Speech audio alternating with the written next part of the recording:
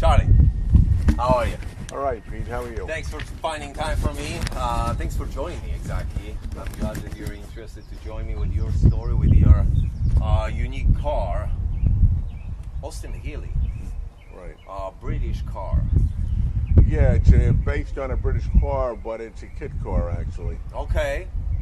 It's made by Classic Roadsters in North Dakota. It's a built car. Really? Interesting.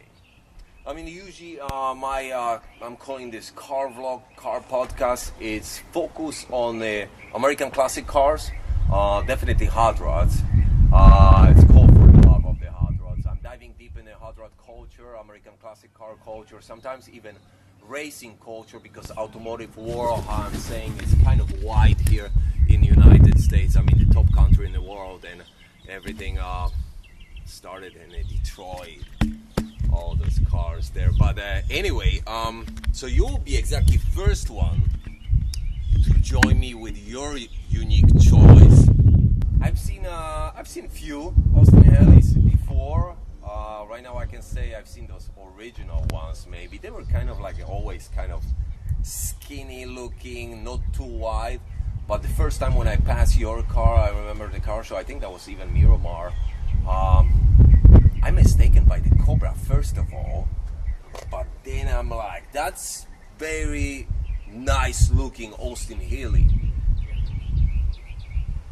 Right. Yeah, and this one, it may look like English, the body, but the powertrain is American. Okay. It's a Chevy 350, it's a Tremec 6-speed, it's a Ford 8.8 rear. Whoa! So the whole underneath is American. Small block Chevy. Yep. So what are we talking about weight? 2,400 pounds. And a small block Chevy is a crate motor from GM. It's a ZZ430 with 430 horsepower. And they only made 430 of those crate motors. Wow. Back in the 90s. Okay.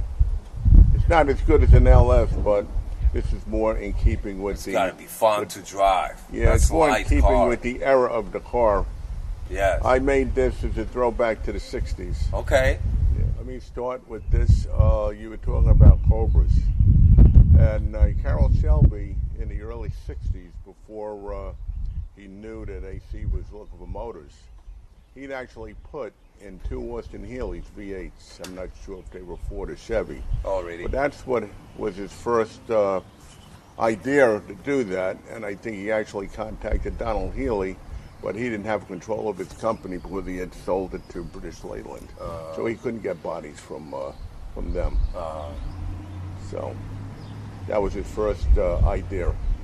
But it's amazing. So it's interesting also story. You said South Dakota, the company exactly who is. Yeah, it's called Classic Roadsters. They're out of business now, but they were in business, I think, in the 70s, 80s, and 90s. And you pointed the 60s, that the car is based on the 60s? Well, this car was made, I think it was from 52. I'm not exactly sure the dates from there. I think it started 52 with a 4-cylinder to 67 with a 6-cylinder. That was the last year they made them. And if people couldn't afford an E-Type Jaguar, they would buy this. So that's what. And this was, for the time, this was a pretty nice car. Yeah. Yeah, I mean, we're talking a nice light cruiser. You're taking the top down, and it's like this. Yeah. And you're just enjoying country roads in England. Right, and originally this only had 150 horsepower back in the 50s, so it's a little less powerful than a Corvette. But I mean, it was lighter than a Corvette, so yes, it was still fun to drive. Or the original one. What's your story with the cars exactly? How your passion started? How your love for cars? My passion started when I was a little kid. I started playing with Matchbox cars, then Hot Wheels, then I had a Aurora race car set. I was always in the cars, and then, but I never had anybody really to teach me anything. I wasn't in the automotive industry and stuff, but when I was like in high school, I used to draw AC Cobras in class sometimes. Okay, so you had always this. Oh, I always loved AC Cobras, but too many people have them. This is more unique. You don't see these around. And so I was always in the cars. Yeah, I mean, definitely unique, because how I told you before, I just passed your car and I'm like, wait, what is it? And I start taking the shots, and I figure out after that I got up close. Yeah. Any story with your first cars, anything like that? Or? Well, the first car originally, I had a friend of mine. I mean, one of the cars I really liked a lot was a 69, 70 Mustang Mach 1. Okay. And I liked the car. One of my friends turned me on to road track and British cars and how they handled much better than American cars. They were slower, but they handled better.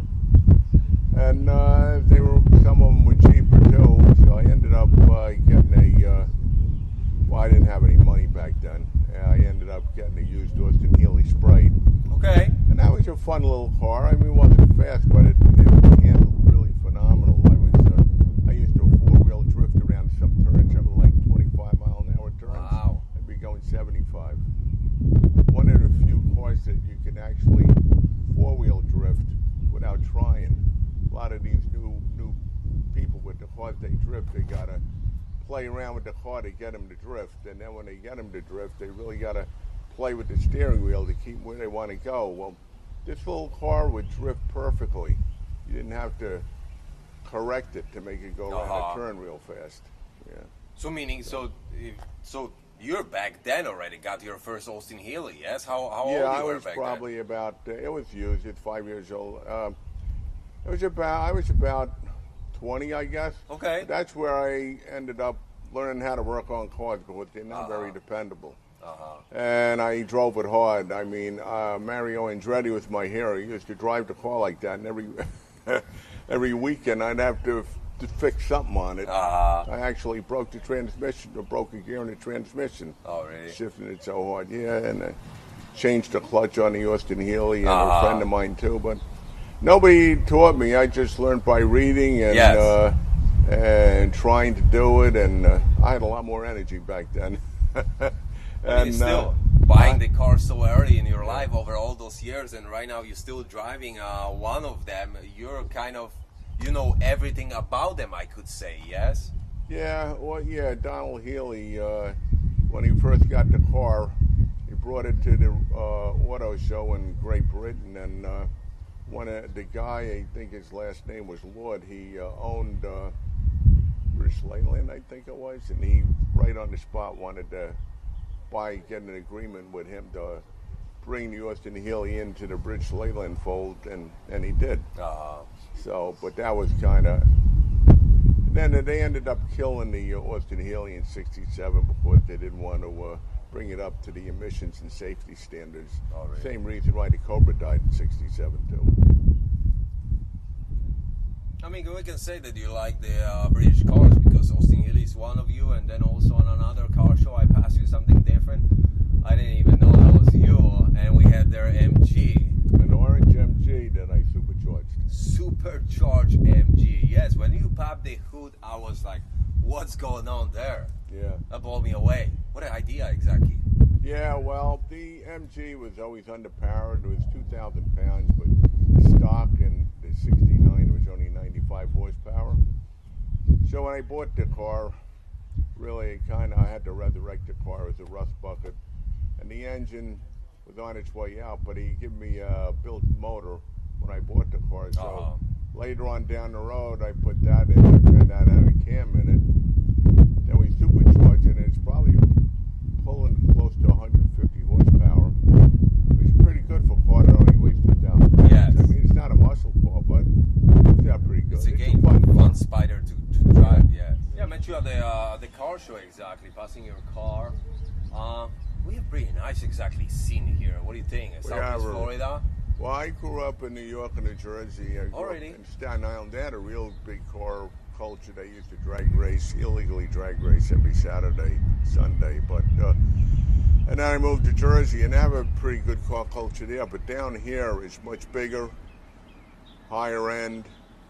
It's so much bigger, the car culture down here. You wouldn't expect exactly. You wouldn't expect. No, I didn't expect to have this big of a car culture down here. Yeah. So I really enjoy it because so many different people I met. You can go to car shows every weekend if you want.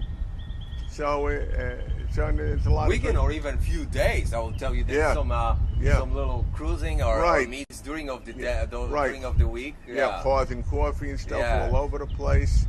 And I know all the car guys down here, really nice people. So it's just really good. That's what I'm always saying.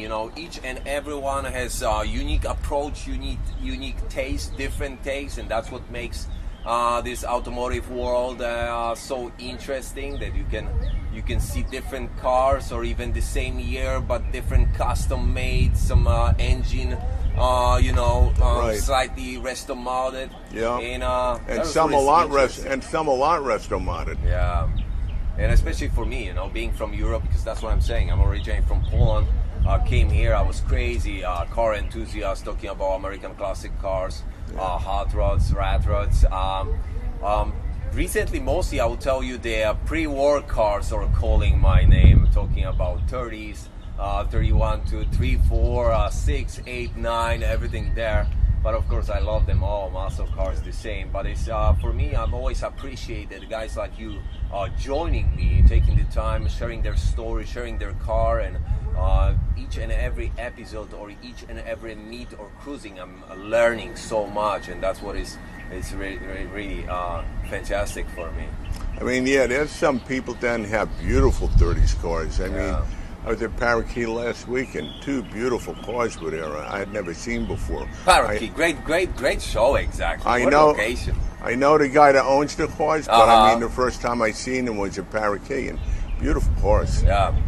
Any talking about car shows exactly, or cruising? Any favorite ones? My favorite ones are Parakeet and Miramar. Okay. The most. I like them the best.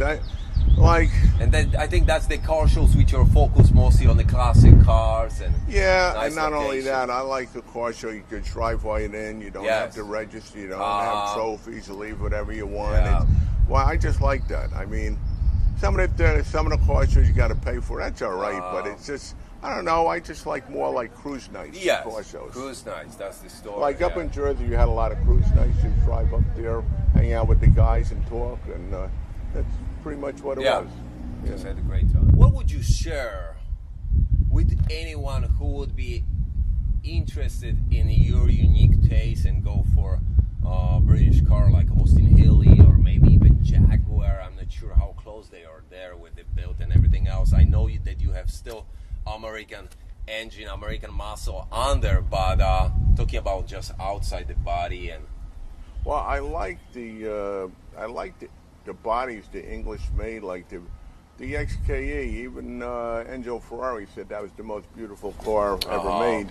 But I like the smooth lines, the flowing lines. Yes. It's not boxy. But anyone who would like to jump exactly in this type of car, we're talking about some teenager and 20 years old, exactly looking your directions, wants to follow your step. Any recommendations? You said those cars were braking a lot on the beginning. Well, British cars were never known to be dependable. That was a problem. Most of the young kids are not really interested in this stuff, or they don't even know about it. I mean, young kids don't know what the Austin Healey is. They've never seen an MG before. And that's what is so great for me to have you here on one of my episodes, but maybe they will watch. Once again, I said everything what I'm doing, creating here, these stories I'm sharing with Europe, with Sweden, Germany, France, Holland, Ireland, and of course Poland, but also everyone here who will hear about me, they will watch and they will learn. See, my MG, though, I knew, since I had the Austin Healey Sprite before, and I was working on it all the time, and there were all kind of problems, I knew a lot of the problems the English had with their cars, and when I redid the whole MG, I resurrected that car. The wiring used American Auto Wire. I didn't use anything, no loopless wiring. I used electronics pointless distributor. I didn't want. I took out meaning anything. You strip apart and put everything. Anything that was a problem that the British put in, yes. I took out immediately. Yeah. And that's good advice. Yeah. The moment when you're getting something right up front. Yeah, but what the British cars had problems with electrical systems. A friend of mine had an MG Midget. He had a dash fire. They had a problems with fuel before you had a fuel pump that would just die, and you have to tap it with a hammer to get it going again. Wow. It was a point system fuel pump, which is to me ridiculous, and that wasn't dependable. I don't know. There's various other things. I can't No, it's remember definitely right now. definitely a unique car, and once again, I really appreciate you joining me, sharing your story. Looking forward to ride, Charlie. Thank you so much once Thank again. you. All right, let's take a ride. Thank you. Yep.